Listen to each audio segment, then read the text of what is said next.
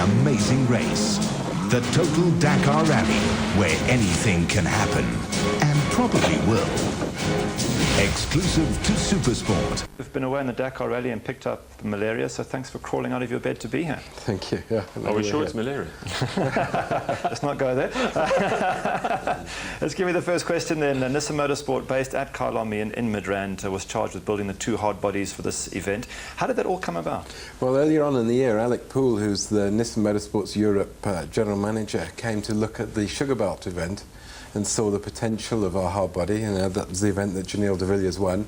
And with a change in the rules this year for the Dakar, saw that this car would fit straight in, and he pursued it from there on. It's kind of feather in your cap. Had Nissan Motorsport done anything like this before? No, never really before. And our association during the touring car development with Nissan Europe, I think, played a major role, gave us some confidence, gave them some confidence in us, and come September, it all burst into action, really did burst into action.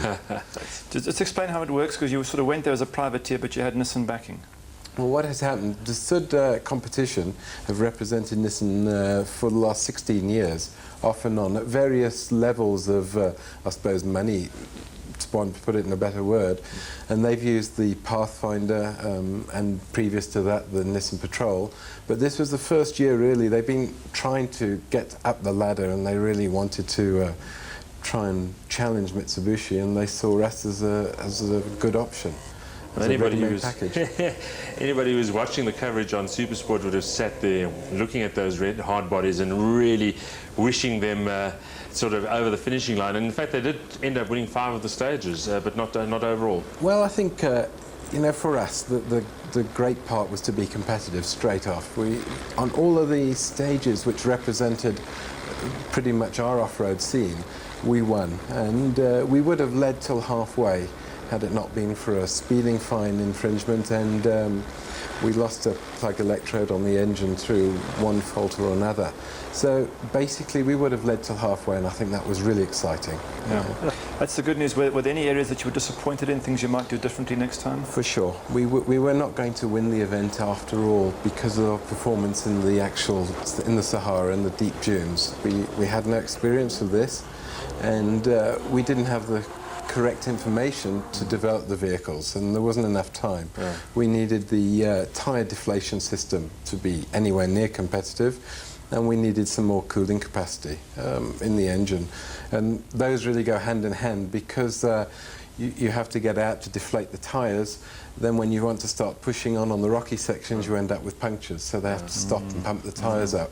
So you're never going to really see a clear indication of the performance of the vehicle in the dunes. So Mitsubishi used this deflation system not only to increase the speed, but it's less strain on the engine, so they don't have to rev it so high, so then the overheating or the temperature is not such a problem. So it's not quite as straightforward as it appears. Everything, exactly that. I mean, everything you're saying, it's not a question of just quickly building a bakkie in the sort of backyard of Nissan Motorsport sitting overseas. I mean, this is a major undertaking. This is serious. When there's a great discrepancy between the leading vehicles and the privateers who simply go there to get to the end, because believe me, it's 9,500 Ks, and even the open sections through France, they're cruising on the highways down there at 160, 180 Ks an hour, and there's no time to work on the vehicles. 2 of our guys were fortunate to go on the event, and they said they literally did not place a finger or spanner on the vehicle till they got into Morocco. That was 3,000 Ks into the event. And the vehicles were ready sort of just in time. We had a small accident during testing in France where we rolled one of the vehicles, testing a new developed tyre, and that sort of was the sort of final nail in the coffin. But Gregoire's car made it to the end, and that was the second car that went over there, and with a lot of the original parts. The Sud team ran, I think, 9 vehicles in total. So there wasn't enough, there weren't enough people or depth within the team to actually maintain and service the vehicles. Yeah, no, it sounds like it was really tough. I mean, you see it and you know it's tough, but to actually be there must be incredibly tough. But Glenn, time's basically run out, so thanks for coming in the studio, and thanks again, especially bearing in mind you've been so well. Really appreciate that. Brilliant stuff, and we hope to see South African-built Nissans on the Dakar for many years to come, and hopefully winning as well. Well, we're going to try. It's looking good. Okay. Dakar Rally, where anything can happen, and probably will. First 4 years that I've been in it, you know. So you didn't win a cent or come second? No, you know, you get your money. My son on Determination and willpower, second to none. Well, Vickers van Deventer outplaying on your Bombardier Baja quad back in South Africa after the Dakar Rally. Vickers, it was a tough rally, wasn't it? Ja, Dave, het was nie 'n maklike wedren nie. Die koue, Europa se koue het my baie gevang. Sonder werktuigkundige supportspan agter jou, 'n fabriekspan agter jou, is dit onmoontlik amper om te doen. Ek het dit 2 keer reg gekry. Dit was so amper, maar die ding het my gevang op die einde van die dag. Just looking a bit further back though, I believe there's a bit of a story, an interesting story why you actually went to the Dakar, how you got the money to go there. Yeah, I was lucky. Just before the Dakar, I had 5 bonus and 5 numbers and a bonus on a lotto. So that gives me a big kick. That could help me to get a bike. And from there, Moreka came involved, and off-road accessories in Sandton, and there's a safari hawk in Sandton. And you know what's funny, Dave? The day before I went, I changed tires in Pretoria, and the tires wasn't right. So Kevin Pelse helped me a lot. He sent me to another place to change tire, bike fitment center. I went there, I was feeling like an arsehole. It was 2 o'clock Saturday afternoon, day before Christmas. Changing the tires, I asked how much I owe you. Give me another 20 grand. I just want to tell him, you know, everyone who helped me, you know what, that's racing. I know the world's actually so more. Because it's one hell of an adventure for a single man like yourself, a man who has got no factory support, and go and do that sort of thing. You can answer in Afrikaans. What makes somebody like you go out there and do this? Dave, weet wat is in jou bloed? As reisies in jou bloed is, die mense het my gevra 2 jaar glad nie in Suid-Afrika gery nie. Ja, vir 2 jaar se geld wat ek kon gespaar het om in Suid-Afrika te ry. Die Dakar elke dag is 'n nasionale een in Suid-Afrika. So every day is vir my 'n national wat ek gery het. Ek meen dit is harde werk. Jy moet baie fiks wees. Die Engelsman sê dit take balls to do it. En hey, ek het dit gedoen en 'n wielberingkie het my uit die reis uit gegooi, maar ek was daar. Tell us about the story with the wheel bearing. What actually happened there? Dave, ek het op rusdag het ek die wielberings verander en ek het geruil en ek het nuus ingesit. Maar ongelukkig, ek het dieselfde seels teruggesit. En die bearing is 'n preload, jy moet hom heeltyd opstel. En ag, jy weet mos jy ry reisies en jy kom laat in en daar's eintlik nie regtig tyd nie. Die skuld is op myself, nie op die fiets. Dit is 'n fantastiese fiets wat ek gery het.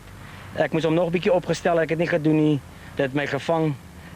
Ek het omtrent 15 kg geloop daai aand tot by die Boewiek gekom. Ek het gehoor ek is uit die wedren uit. Die volgende dag het gehoor ek is terug. As ek die fiets terugkry, is ek terug. Ek het 1500 Franse frank betaal om my fiets te gaan haal. Iemand my weggevat. Ek het wielberings so 11 uur het na my toe gekom en vir my gesê boertjie, kom ek help jou. Hy het die cones uitgeweld.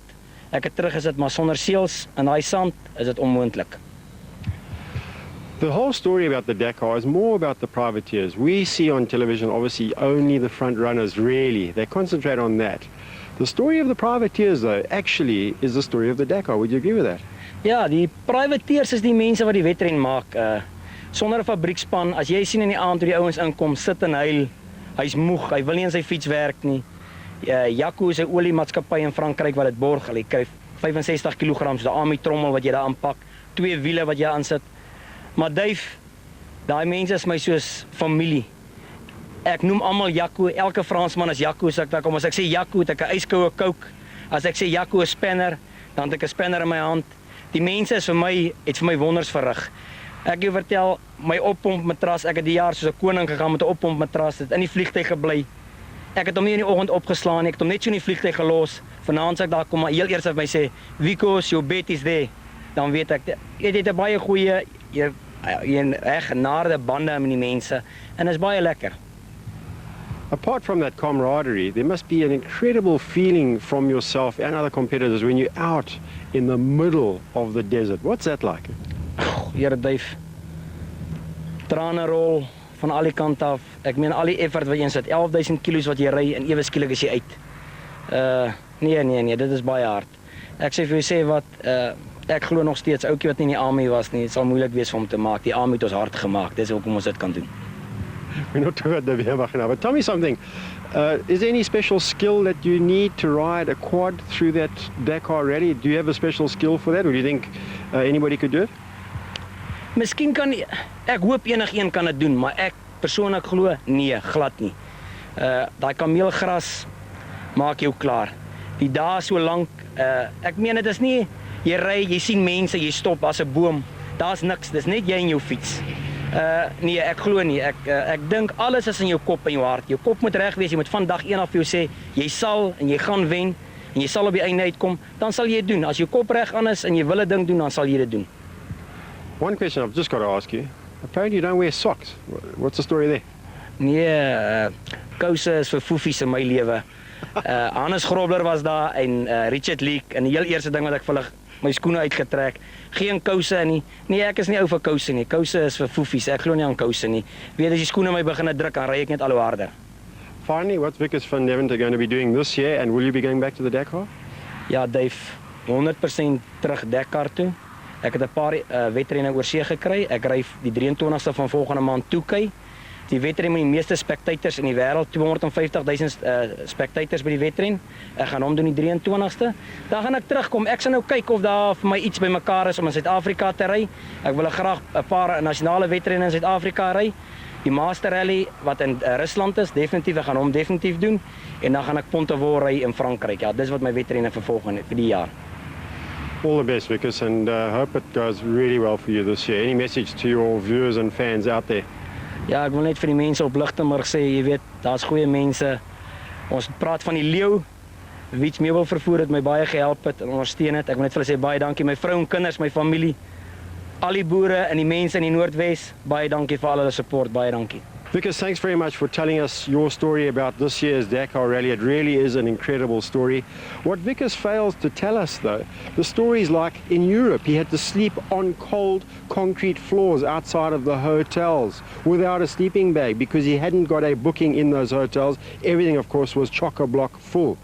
He only got his sleeping bag 5 days after the start of the Dakar Rally. So for 5 days, slept on cold concrete floors in and While 102 Richard